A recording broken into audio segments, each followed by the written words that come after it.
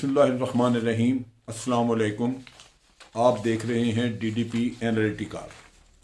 आज हम बात करेंगे आज़रबाईजान और आर्मीनिया की उस जंग के बारे में जो कि एक सीज़ फायर की शक्ल में ख़त्म तो की गई लेकिन मुकम्मल तौर पे ख़त्म नहीं हुई, और फिर उसका आगे कुछ सिलसिला चलता रहा। लेकिन इस सारे खेल में टर्की लगातार आज़रबाईजान के साथ खड़ा रहा, जबकि आर्मीनिया को और मुख्तलिफ बड़ी क़ुव्वतों की हमायत हासिल रही।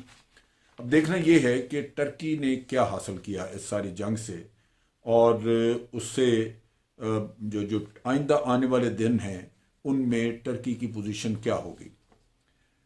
10 अक्टूबर को सीज़ फायर हुई, 27 सितंबर को ये जंग शुरू हुई थी। 10 अक्टूबर को रशिया ने मॉस्को में दोनों मुल्कों के वज़ीर आज़म को बिठा के, यानी आर्मीनिया और आज़रबाईजान, और उनसे सीज़ फायर पे ऊपर 10 घंटे बातचीत की। बिलाखिर वो तैयार हुए।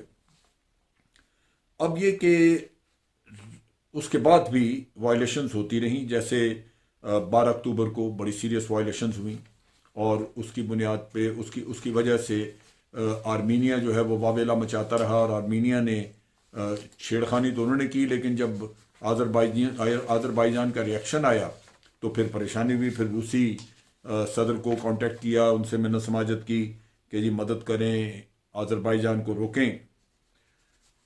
असल चीज़ ये है कि आज़रबाईजान जब रशिया से, जब मॉस्को में भी बातचीत करते रहे, तो उनकी कोशिश ये की थी कि किसी न किसी तरह नगोर्नो काराबाख, जो कि आज़रबाईजान का इलाका है लेकिन वहाँ पे आबादी जो है वो आर्मीनियंस की है, तो उसको आबादी की बुनियाद पे आर्मीनिया का हिस्सा करार दे दिया जाए, और अगर वो नहीं हो सकता तो इसको एक आज़ाद आर्मीनिया टाइप एक आज़ाद रिपब्लिक के तौर पे अनाउंस कर दिया जाए और दुनिया मान ले उसको।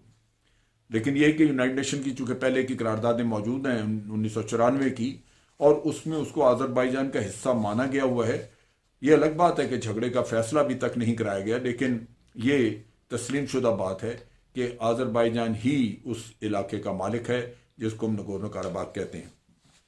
लिहाजा आर्मीनिया का जो वज़ीर आज़म है वो अपनी कोशिश के बावजूद इस पे कामयाब ना हुए। लेकिन एक चीज़ देखी गई कि रशिया का रवैया उनके साथ नरम था, और वो बावजूद इसके कि आर्मीनिया ज़्यादती करता रहा और ये इलाके पे कब्ज़ा किया, उस ज़माने में रशिया ने उस पर कोई उनकी मज़म्मत वगैरह नहीं की। उसके मुकाबले में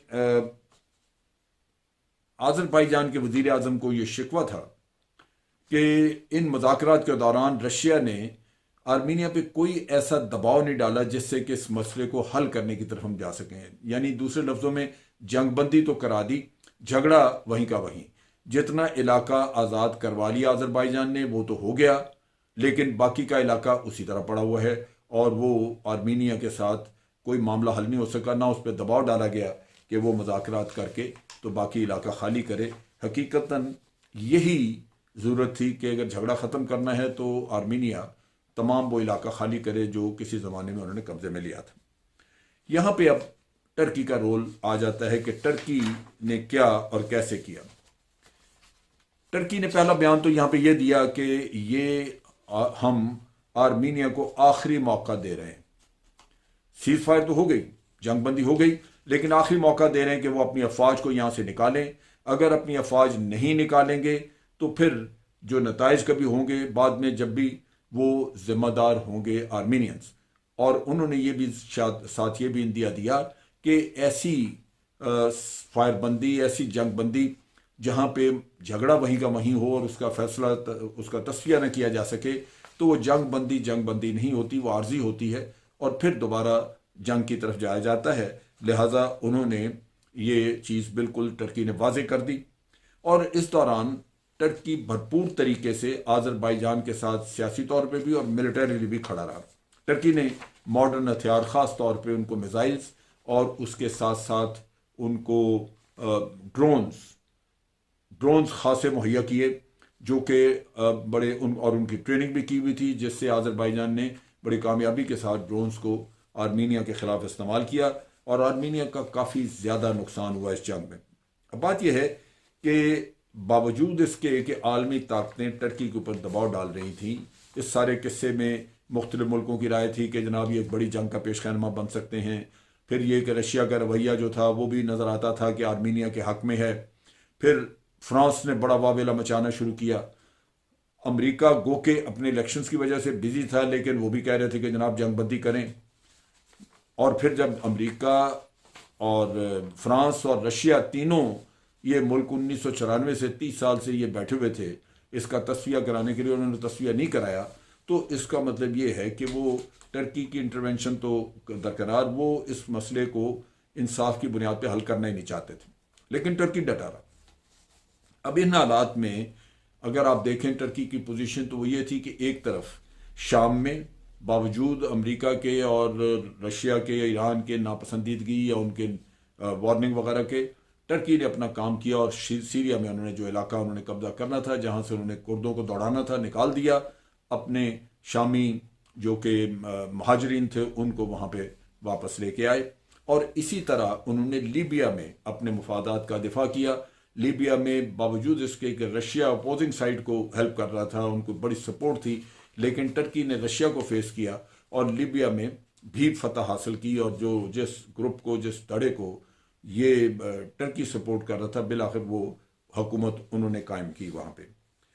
اب صورتحال یہ ہے کہ ٹرکی ایک رستے پہ نکلا ہے جہاں وہ عربوں کے اندر، جب سعودی عربیہ نے دھمکی دی قطر کو اور لگتا تھا کہ یہ عرب ممالک جو ہیں، خلیجی ریاستیں اور سعودی عربیہ، یہ مل کے چڑھائی کر دیں گے قطر کے اوپر، تو ٹرکی نے اپنی افواج قطر میں بھیجیں اور قطر کو سہارا دیا کہ آپ فکر نہ کریں. اور سعودی عربیہ کو انہوں نے بڑا سکیئرلی وارننگ دی. اس سے پہلے بھی عدنان خشوگی کے قتل کے کیس میں آپ دیکھتے ہیں کہ ایم بی ایس کو اس نے ٹرکی نے بڑا سختی سے ڈیل کیا. یہ ساری چیزیں جب ہم دیکھتے ہیں تو یوں لگتا ہے کہ ٹرکی اس پورے خطے میں اپنی ایک خاص حیثیت سمجھتا ہے اور وہ اس کو منوانا چاہتا ہے.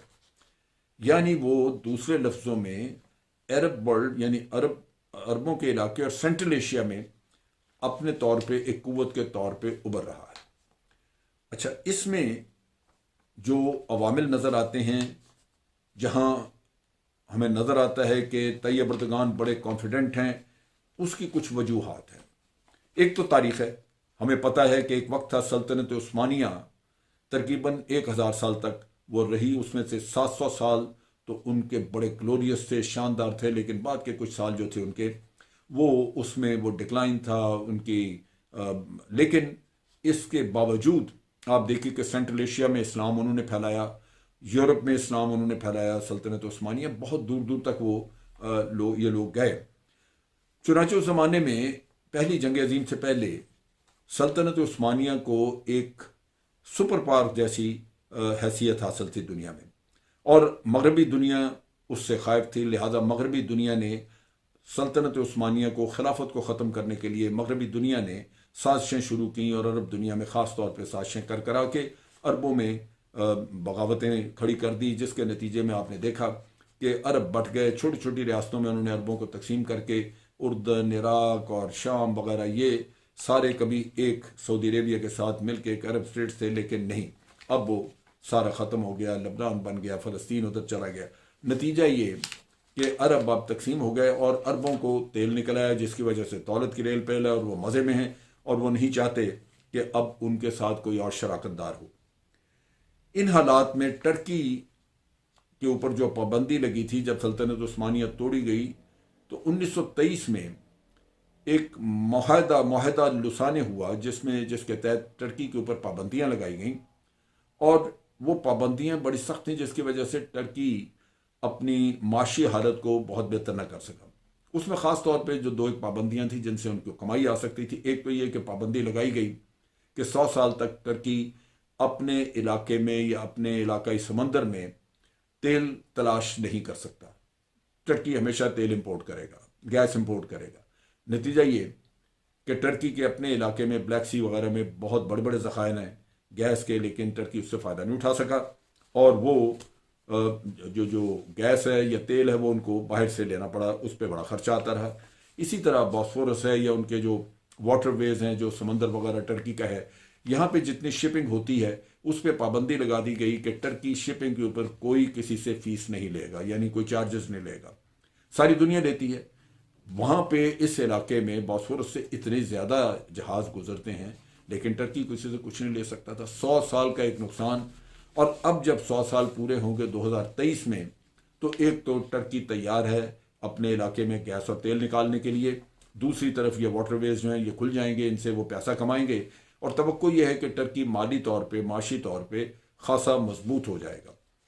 یہ وہ اصل چیز ہے جہاں پہ مجھے لگتا ہے کہ طیب اردگان کی ایک انہوں نے اپنی نظر سیٹ کی ہوئی ایک چیز پہ، جو ان کو نظر آ رہا ہے کہ ان کو دیکھ رہے ہیں کہ 2023 میں یہ پابندیاں ختم ہوگی، لیکن ان کی کوشش ہے کہ وہ اس سے پہلے ہی کچھ نہ کچھ اپنے آپ کو منوا لیں، جس سے ان کی دنیا میں کچھ نہ کچھ لیڈرشپ نظر آئے. کچھ نہیں تو کم از کم مسلمان دنیا میں جو اسلامی ورلڈ ہے، اسلامی کنٹریز ہیں، ان میں ٹرکی ایک واضح طور پہ لیڈر کنٹری کے طور پہ نظر آئے.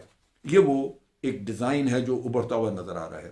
2023 میں آ کے یہ صورتحال ہوگی، اور 100 سال جو اس معاہدے کے مکمل ہوں گے تو اس کے بعد ٹرکی آزاد ہوگا کہ وہ اپنی بہبود کے لیے، اپنے کمائی کے لیے جو بھی کچھ کرنا چاہتا ہے وہ کر سکے.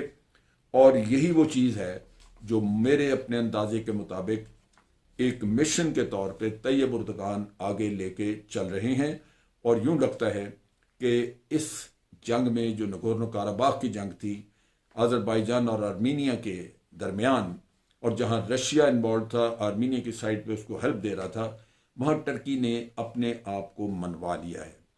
اس کے ساتھ ساتھ ٹرکی اور بھی جہاں پہ اپنی پوزیشن لے رہا ہے، وہ آپ نے دیکھا، میں نے 2-3 جگہوں کا ذکر کیا، لیکن ٹرکی کی پالیسیز جو ہیں وہ بڑی فرم ہیں. کشمیر کے معاملے میں آپ دیکھیں، پاکستان کے کو وہ کھل کے سپورٹ کرتے ہیں، ان کو بھارت کی تجارت، بھارت کے کلاؤڈ، کسی چیز کا کوئی بھی ان کو فکر نہیں ہے. لگتا یوں ہے کہ 2023 کے بعد ایک دہائی جو گزرے گی، اس کے بعد ٹرکی اسلامی دنیا کا اور خاص طور پہ سینٹرل ایشیا اور عرب ورلڈ میں وہ ایک نمبر 1 قوت ہوگا. اور میں سمجھتا ہوں کہ آذربائیجان اور آرمینیا کی جنگ میں یہی ایک مقصد ہے، جس میں کہ ٹرکی کافی آگے بڑھا ہے اور اس نے اپنی پوزیشن کو منوایا ہے. آج کے لیے اتنا ہی کافی. پاکستان زندہ باد، افواج پاکستان زندہ باد.